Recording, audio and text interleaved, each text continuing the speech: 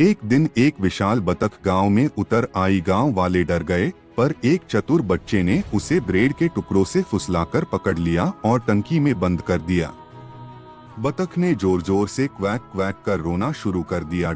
तभी आसमान से उसका दोस्त गुस्सैल हंस उतरा, जिसने टंकी का ढक्कन ठोकर मारकर खोल दिया।